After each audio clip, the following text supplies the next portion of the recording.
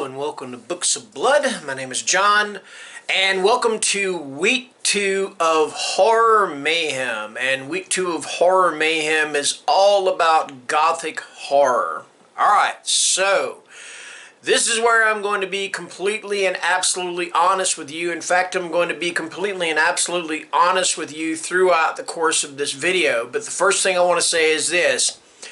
I am not as familiar with Gothic horror as I am with other genres of horror. Now, don't get me wrong, I kind of understand Gothic horror and understand the tropes. You got your house, could be haunted, could be otherwise. You have your families with their secrets. You have your, I don't know if you want to say damsel in distress sort of thing, but there is that also. Like I said, I don't completely understand Gothic horror, but I know what I like in Gothic horror, what I have read. Okay, so today what I want to talk about is The Haunting of Hill House. However, I do not want to talk about The Haunting of Hill House, the book. I want to talk about one particular element of The Haunting of Hill House, the Netflix series. So I'm cheating a little bit. I know we're supposed to be talking about books. I'm talking about a series that is based on a book, alright, loosely or otherwise. But the thing that I want to talk about more than anything with this is how each of the 5 Crane siblings, how they represent the 5 stages of grief, alright? So, that being said, I am no expert on this kind of thing. So anything I say, I am totally winging it. If you choose to turn this video off at any time, that's fine. That is up to you completely. Alright? But what I'm going to do when I talk about this is I'm going to talk about my own experiences with those 5 stages of grief and how they affected me and when it came to the passing of my wife. Alright? So, and I think this is going to be kind of a therapy for me in the first place because this is something I haven't really talked about too awful much in great detail. So again, like I said, if this is something you find to be uncomfortable, then you're welcome to change the channel or go to somebody else's video. I will not fault you for it whatsoever. Anyway, so somebody came up with a fan theory that the 5 Crane siblings from The Haunting of Hill House, that they represented the 5 stages of grief. Now, myself, I am not a huge fan of fan theories because I think most of them are absolutely stupid, okay? Just because you think that the city in 7 is Gotham City before Batman does not make it so.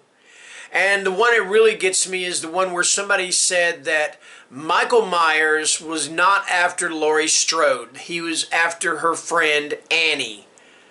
Bullshit. Okay? I'm just saying I totally refute it, and with reason. Because that's not the way it is. Anyway, so when I heard this, I thought, wow, this is really interesting, you know, that this person would think this.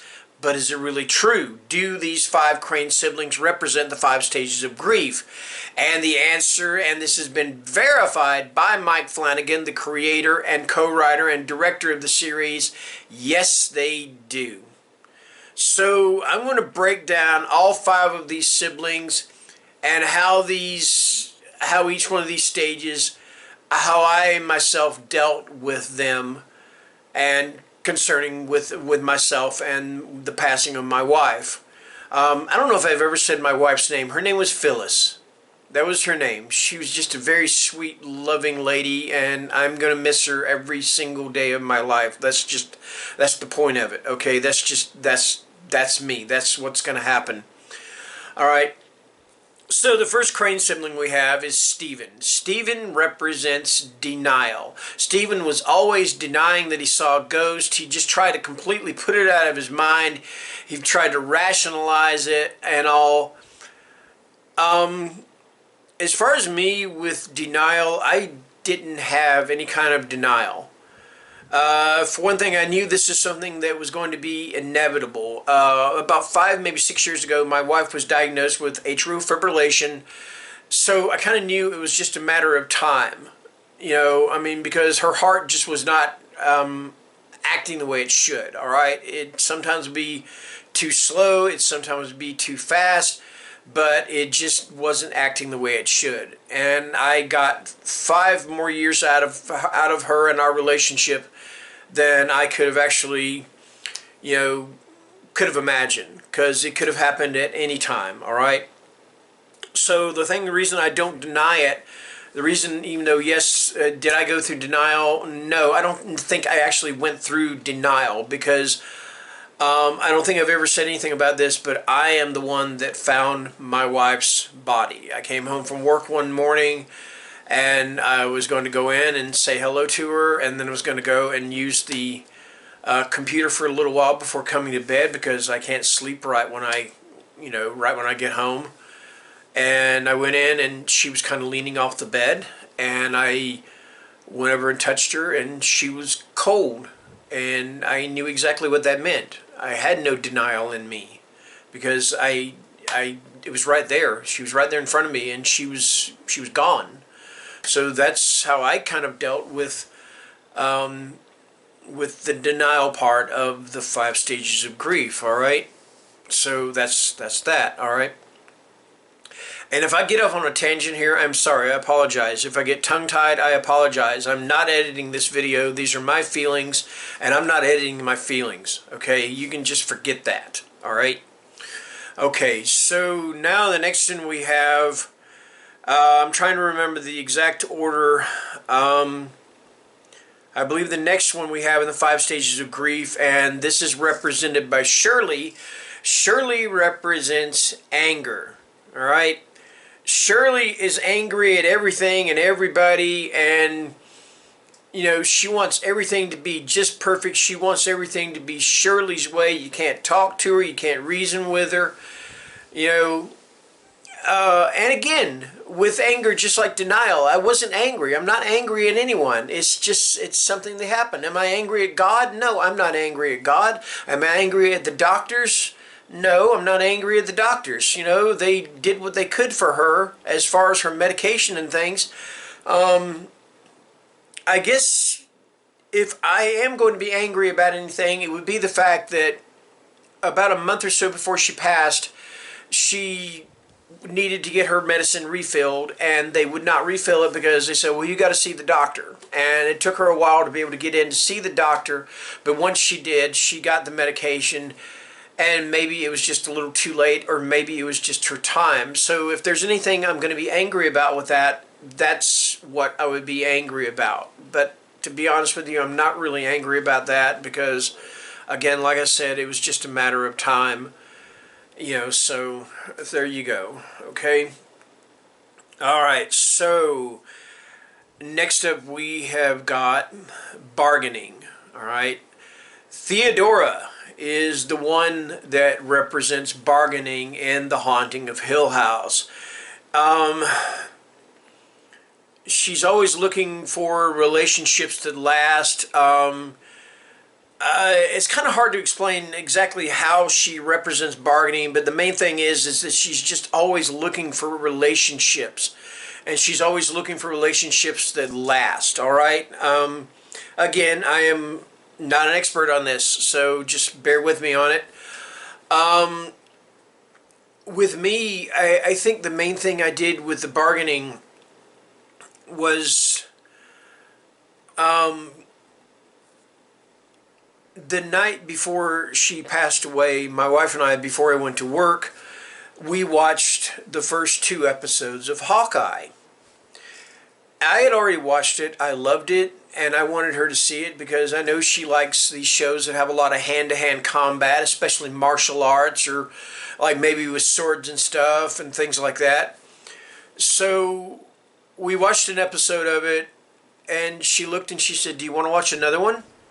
I said, sure. So we watched that one, and I was so looking forward to watching the rest of the series with her because I so love the character of Yelena Belova, and she appears in like the 5th and 6th episodes, and I wanted her to see Yelena because I adored the character so much, and I thought, you know what, she's going to love this character as much as I do.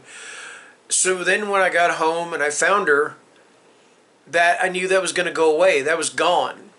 And after they did all they could with her, they said, do you want some time with her? And I'm like, yes. And so the first thing I did was I got down and I was just begging for her to wake up. I was begging for her because I told her, I said, we're going to watch Hawkeye. We're supposed to watch Hawkeye together.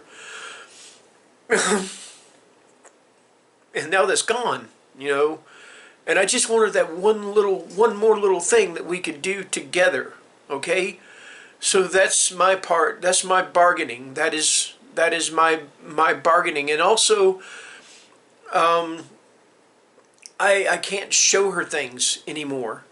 I can't talk to her about things anymore. I can't do these things, And whenever I buy stuff, on Etsy and whenever I buy stuff on eBay and stuff, I was always wanting to show her these things. That's why I showed them to you guys on Instagram, because I just want to show them to somebody. Okay?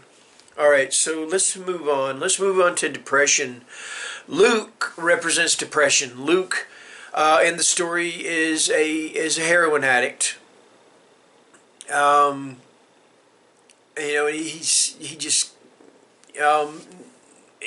That's how he copes. That's how he copes with his depression, is through heroin. And maybe I cope with my depression because I'm pretty sure that I'm going through it in some way or another. Maybe I cope with my depression in buying things. Maybe that's my drug of choice, is buying things, because I do like to buy things. I do, and I know I shouldn't buy so many things, but I do anyway. So yeah, very brief on depression. That's just the way I deal with it. But the thing about it is I was buying things before my wife's passing. That's one thing she used to have to get on to me about, was that I bought too many things. I mean, I've got enough CDs that if I listened to one CD a year, or a day, excuse me, it would take me about 3, now maybe even 4 years to complete. I have more movies than I know what to do with. I have more books than I know what to do with. So maybe that's my way of dealing with depression as well, okay? All right, so now we're on to the last thing. And the last thing is acceptance. Now, the character of Nell is the one who represents acceptance. And that is, of course, acceptance of death. And, of course, her character, and spoiler alert, her character dies. And it's the acceptance of her death and her wanting the rest of her family to accept her death. There's a line, I can't remember exactly how the line goes, but she says, I loved you in a certain way, and she said, and you love me the same. And she said, the rest is confetti, all right? So she just wants them to accept, hey, I'm gone, all right? I'll always be here, but as far as my physical body, I am gone, all right? So when I found my wife's body, like I said, I didn't go through denial. I kind of, at that moment, right then and there, I had that acceptance, because I knew. It's like, she's right there. She's cold, and she didn't like to be cold. I know that. She hated being cold, but I accepted it right then and there. And I kind of knew that, we had to call the paramedics. We had to have them come out. We had to have them do what they were doing, everything they could to try to save her. But I just knew they were going through the motions. And if that sounds cold to me, I don't mean to be. I'm not trying to be cold about it. It's just how I process it. So, yeah, that being said, that's my interpretation, so to speak, of the Crane siblings and their representation of the 5 stages of grief, and my dealing with those particular stages one by one. So, again, you know what? Like I said, if you guys don't want to watch this video, then I completely understand. If I get no views on this video, I completely understand, alright? But if you have decided to watch this and you watched it all the way through to the end, I just want to say thank you. I'm sorry that I kind of got a little emotional there for a moment, but I loved my wife. I loved her dearly. Um, and I gotta admit, I am a little bit on the lonely side right now. So thank you, and I'll see you guys later. Bye bye.